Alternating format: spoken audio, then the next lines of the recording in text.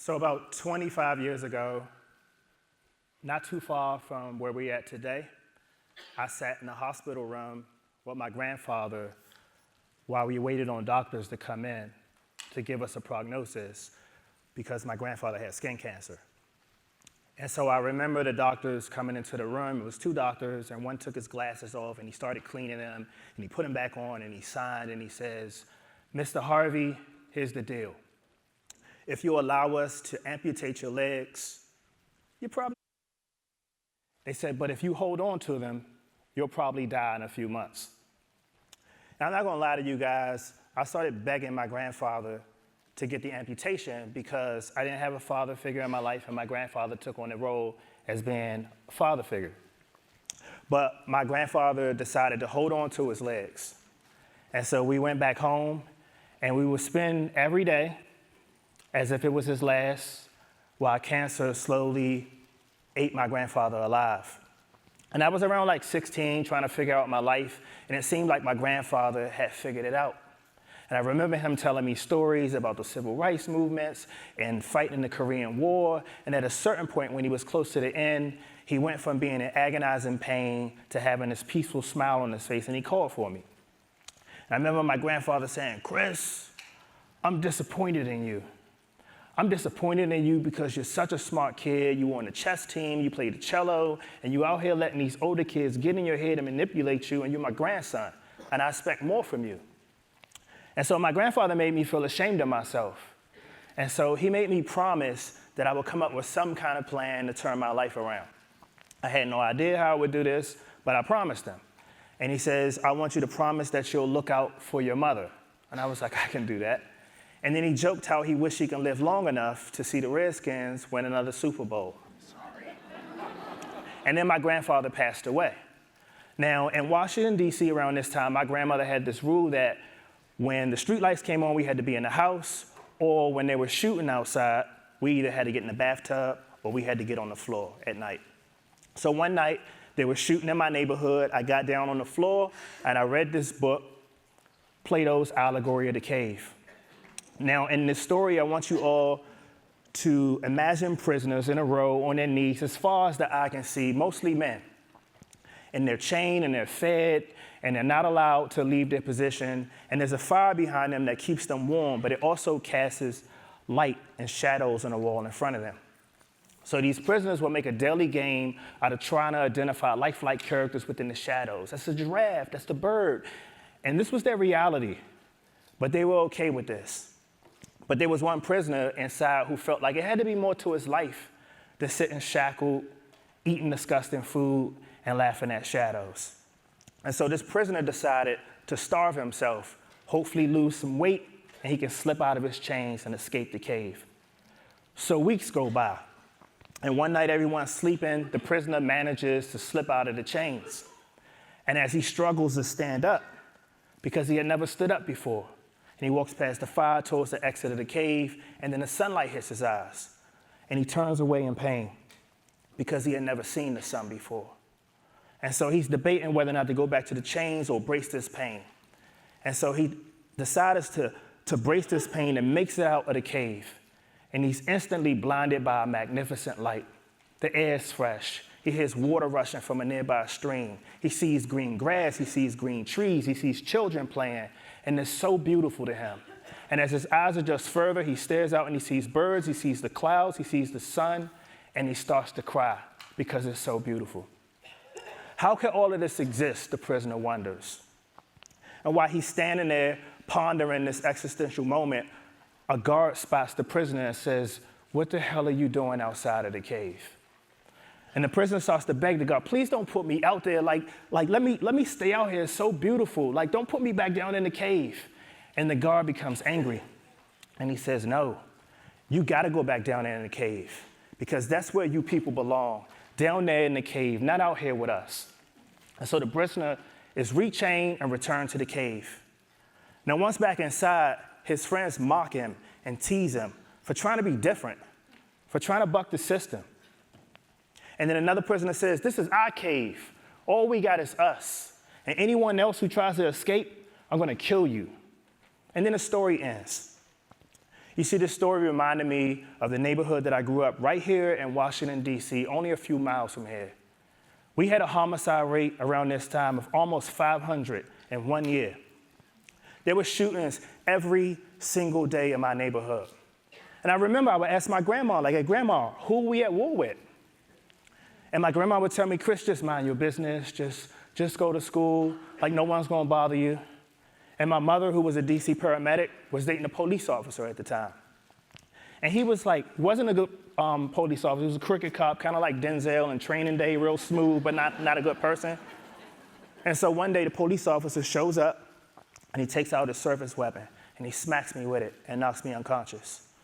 And when I wake up, he's raping my mother.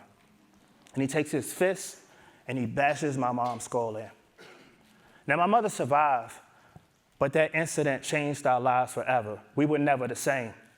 And because he was a police officer, he pled down, got locked up, he lost his job, but made parole in like a year and a half and came out and started stalking our family. Now, back then, there was no law against stalking, so there was nothing we can do, really. And so I decided to carry a gun. And so they would call our house and threaten us, one by one, we're going to take you guys out. So then, not long after this, my brother was shot in front of the house 7 times. He survived. Then my cousin was shot in front of the house 17 times, and he passed away. And I remember that feeling when my mother told me that your cousin Eric is gone. And I remember my grandmother saying, just go to school and just like say your prayers or whatever, but I couldn't pay attention in school after this. And I kept thinking, like, why is my life so messed up? And I was losing friends every couple of months. And so in my community, just like in the figurative cave, people would say, Lord Chris, man, we got to stick together. All we got is us. And then one night, people come after me, and I ended up taking a person's life. Now, while in jail, charged as an adult, people came looking for my brother.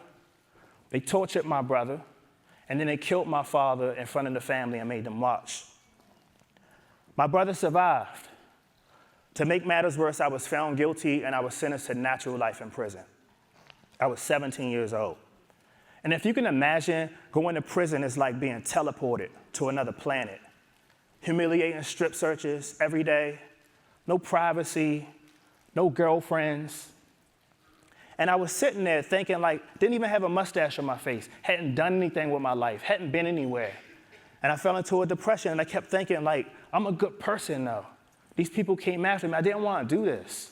And so while I'm in prison, looking around, I see people doing push-ups, getting tattoos, people like screaming at Jerry Springer on the TV. And I saw this one guy who had a big stack of computer books, and he was writing out code on blank sheets of paper.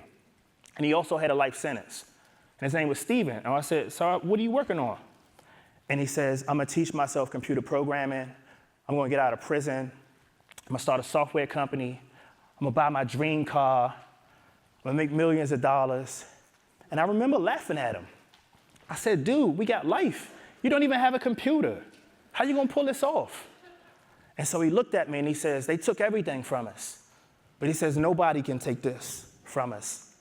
And so I thought about that. I locked myself in my cell after that for a few days, and I pulled out some blank sheets of paper, and I started writing up what I call my master plan, which is sort of like a bucket list.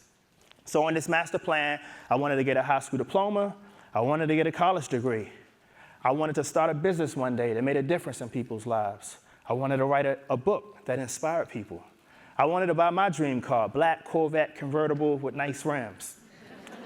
But most importantly, I wanted to be free again, to return to impoverished communities like the ones I grew up and help lead my people out of the figurative cave. So every day after this, all I did was go to school, exercise, and go to therapy. But the prison officials would tell me, Mr. Wilson, life means life. Your place is in here, not out there in the real world. Well, while I was in prison, I read hundreds of books. I got my high school diploma.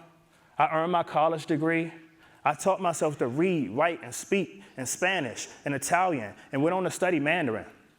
I started a career center, became a mentor, a 4-language club, started a business, and put on about 30 pounds of muscle. But 10 years had went by, and I couldn't get out of prison because of the politics.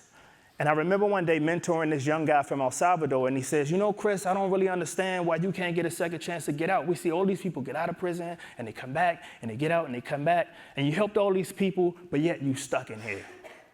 And I was like, I don't know what to say. I'm going to just keep mentoring. I'm going to keep doing my thing. He says, but I never really hear you talk about God. And he says, maybe that's what's missing from your life. And then he walked away. Now, I believed in God. I just didn't understand God. I didn't understand how God allowed my mother to be raped when she was the nicest person in the world. I didn't understand how God allowed so many stray bullets to take people away from my community. I didn't understand how God allowed people to treat me differently just because of the color of my skin. And so I would sit in my cell around this time, and I would pray to God, just show me a sign, God. Like, show me a sign that, like, all the things that I'm working on is for the right reasons. And I did this for about 2 weeks, and then my lawyer comes to see me, and he says, Chris, I don't know what happened, but you got a court date. And I was like, maybe this is the sign. And if you can imagine, this is like the biggest job interview of my life. And so I'm in the courtroom, and the state's attorney tears into me, Your Honor, Mr. Wilson's sentence is appropriate. Life means life. He should grow old, and he should die in there. And I remember turning to her and explaining to her, I understand it's your job to say that, but I want you to look at those letters on the judge's desk.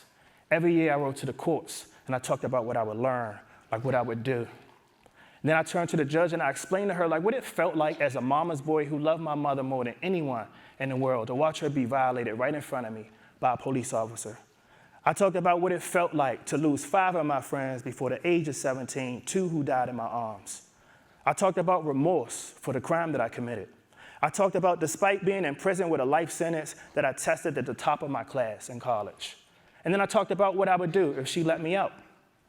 And so she stared at me for a while, and she says, Mr. Wilson, I'm going to give you a chance to get out, but here's the deal. You can't just get out and get a job and be regular. You wrote to me and you talked about all these ambitious things you want to do. You got to do everything on your list, and you better not disappoint me. And so I ended up spending 16 and a half years in prison. I came home, I was homeless, had $50 in my pocket, and I went back to school. And while in school, my mom found out that I was home, and she called and she says, I can't believe that you're out. Like, how'd you get out? Did you break out? I thought you had life. Like, I don't understand how it works.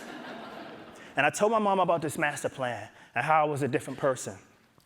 And so my mom started acting weird, and she was like, it's just some things I need you to remember. You need to remember that I love you. You need to remember to finish your plan. Remember that I love you. And I was like, okay, Mom, you're on speakerphone. You're embarrassing me. But when my mother hung the phone up, she wrote a letter and she committed suicide. And so my mother never got a chance to see the man that I become today.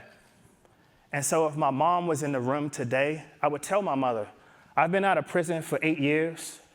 I am the owner of several multi-million-dollar companies in Baltimore that have provided job opportunities for people who need help the most. I would tell her, as of last Sunday, I've helped 289 people in Baltimore City get jobs. Less than 10 was minimum wage jobs. I would tell her how I went from having a life sentence and feeling invisible to coming home and winning every award in the state of Maryland, including the presidential award from Obama. I would tell my mom, remember how I used to get in trouble for crossing the street to go to the library just to spin the globe and look at the world?